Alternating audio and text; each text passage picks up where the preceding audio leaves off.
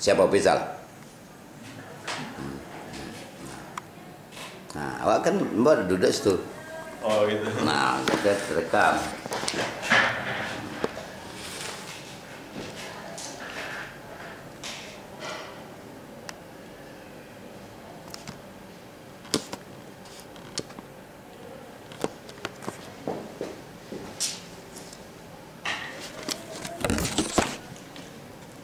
Iya, saya banyak tuh.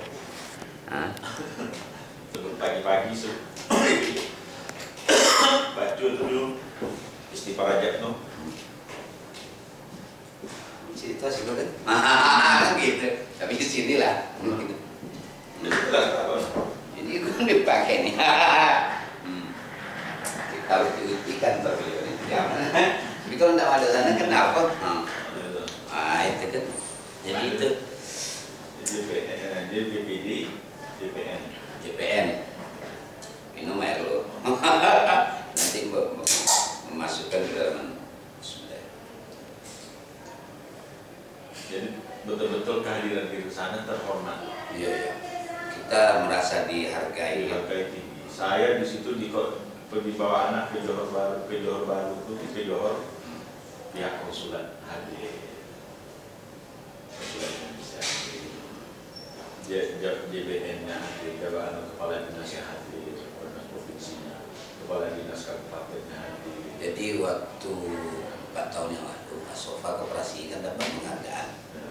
Ya, oleh Koperasi Kota pergi ke Malaysia, ke Kuala Lumpur, ke Singapura. Betul, sampai ke Koperasi Kerajaan itu kita disambut. Diceritakan bagaimana UKM di sini. Ini ke apa? Usaha apa kan koperasi kita kan. Jadi sampai pertemuan sudah istirahat. Kan ini Malaysia, nyanyi Melayu.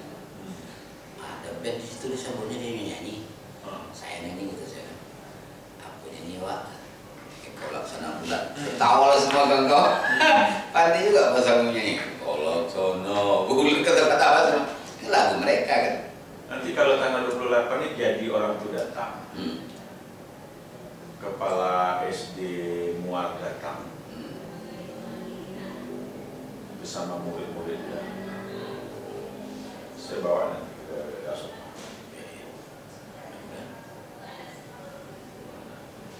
Mereka datang ke sini dia beli ya. Kemarin apa nama sekolahnya ya? Itu tak banyak tuh dia datang. Dia mau latihan seni budaya bersama. Kemarin datang banyak anak Cina bawahnya sekolah internasional ya, yang di asrama kan kayak pesantren juga kan tidak agama gitu. Orang India pengurusnya, datuk atau apa gitu kan saya ingat. Mereka pengantar bahasa Inggris. Jadi anak-anak yang menunggu pun, anak yang pandai bahasa Inggris, orang tuanya senang pula. Orang tuanya kan bingung apa yang diceritakan anak semua. Orang apa kan? Cina-Cina yang pandai bahasa Inggris. Baguslah memotivasi anak-anak. Saya kira ini program ini perlu lanjut, cuma kata saya orang tua jangan terlalu dipaksakan. Saya kemarin kebetulan yang sebulan yang lalu, 3 minggu yang lalu, saya bawa 8 kepala sekolah SD ke Malaysia. Oke, Malaysia. Nah, 24 guru, 12 guru, 12 murid. Itu program dinas. Green School. Ya, RSB. Ya, RSB. Di tahun depan ini rencana saya mau saya kembangkan. Tapi itu tadi seperti kita tidak terpantau. Banyak sekolah-sekolah kita yang swasta melaksanakan program-program unggulan yang bagus. Cuma tapi tidak dilaporkan ke dinas provinsi. Jadi banyak kita tidak bisa mendeteksi apa yang harus kita lakukan. Padahal kan persoalannya bukan negeri swasta. Anak negeri ini yang dididik itu sama semua warga negara Indonesia. Kita memandang itu harus rata. Maka saya setelah saya di sini, saya akan menoleh mulai tahun ini menoleh ke swasta. Jadi saya harus tahu kan nanti itu kan program unggulan yang ada seperti di Asofa, di Bagusan, ya kan? apa yang bisa kita angkat. Ya, apa yang bisa kita angkat di situ dan apa bisa kita unggulkan di situ melalui program pemerintah ini. Ya. Itu dia. Coba saya tengok bansus ini luar biasa. Ya. Sebab sekolah sekarang memang persoalan sehingga bagus ya. Masuk ke rekening, masuk langsung dan nanti ke rekening sekolah kan. Ke rekening sekolah langsung. Sekolah yang mau belanja. Nah, ini macam ini. Hari ini nanti dan sore nanti datang ada lebih kurang 200 lebih nih kepala sekolah se-kabupaten kota untuk menerima bansos. Hampir 3 miliar lebih, Pak.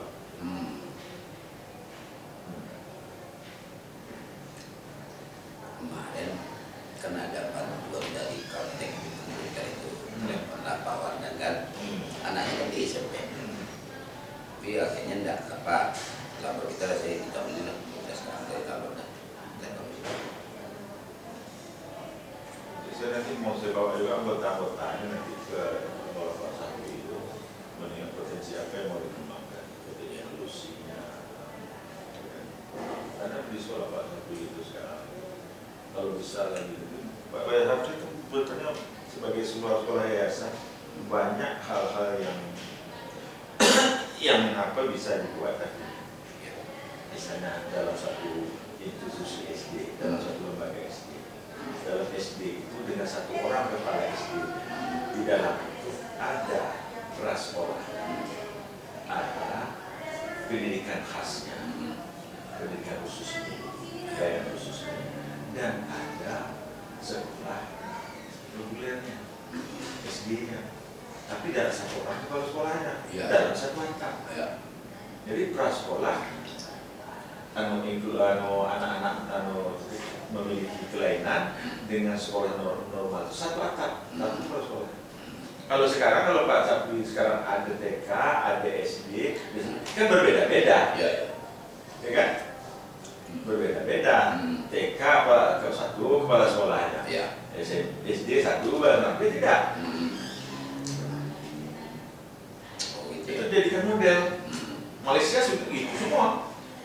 Jadi kemarin kan terpikir oleh kita tadi, contohnya gini, guru kelas 1 yang ngajar kelas 1 bukan dia ngajar kelas 1 terus, dia ikuti anak sampai ke atas.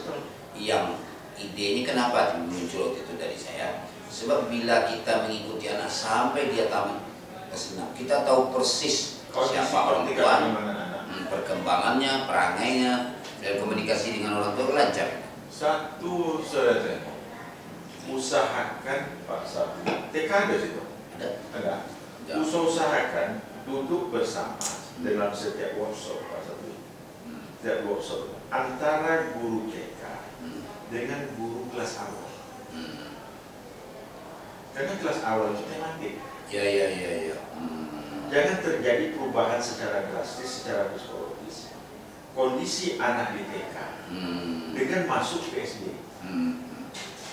Jadi dari kelas 1, kelas 2, kelas 3 itu ada suatu tingkat perubahan perkembangan dari pelayanan TK ke kelas 1 SD tidak terjadi stagnasi. Betul. Jadi gini, kemarin itu kan kita kaji juga anak TK itu kan dia lebih disayang, begitu dia masuk kelas 1 diberlakukan buat dia kaget. Dia psikologis anak terpukul kan. Karena itu sebabnya begitu masuk aturannya begini, kamu harus masuk ini, anak-anak takut, jadi memang perlu kasih sayang dulu. Maka itu kelas 1, kelas 2, kelas 3 itu pembelajarannya tematik, susunan tata ruang kelasnya tidak seperti kelas, sesuai dengan tema.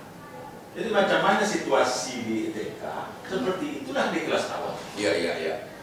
Dia perubahan sistem mode pembelajarannya yang mengalami perubahan. Dia tidak merasa terlalu terkejut. Terkejut Pak, itu Pak. Jadi kalau Pak Sapi bisa buat model itu Pak. Kita ingin tidak link Pak. Kalau Pak Sapi satu atap sekarang, itu yang harus nyambung. Sehingga nanti apa yang diajarkan di SMP tahu persis oleh guru SMA, ya, tahu persis yang merupakan kebutuhan dia. Setuju. Syukur saya Pak diajak ke sini. Kenapa? Itu yang kemarin saya lakukan. Jadi direktur sekarang ada wakil bidang keagamaan, ada wakil bidang kurikulum umum, ada wakil bidang humas. Yang buat di agama ini agama dari TK sampai ke SMA harus pantau.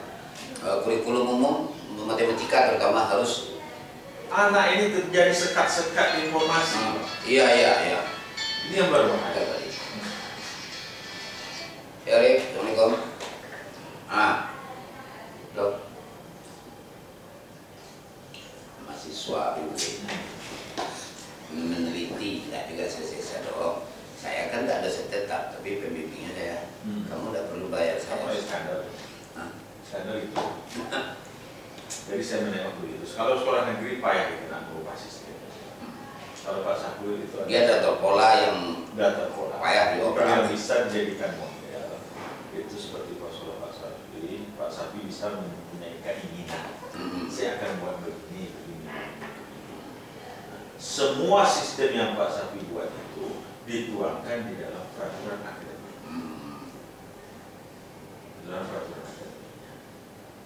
Peraturan akademik inilah yang disosialisasikan kepada orang tua, diputuskan bersama dalam rapat seluruh majelis pendidikan yang ada di sana, majelis guru, dan ditandatangani oleh.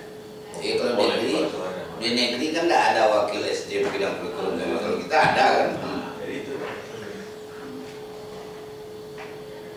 Jadi saya tengok sekarang itu kemarin saya Pak Sapi, setiap kegiatan workshop yang saya adakan, saya masuk ke bawah memberikan sentuhan dalam aspek apa spiritual itu dan apa motivator, motivasi, ya, mereka motivasi. Saya tidak perlu mengajar mereka. Kenapa saya harus mengajar mereka sementara saya tidak jauh lebih baik daripada mereka? Berarti saya nanya, di negara kita ini ada peraturan untuk ini apa? Guru itu guru atau guru dan dosen. Kemarin guru kita berhenti. Peraturan yang saya buat kesepakatan dia ikut tentang guru yang tes tempat lain, dia akan mundurkan diri. Sebab kalau dia tes kita biarkan kosong lokal.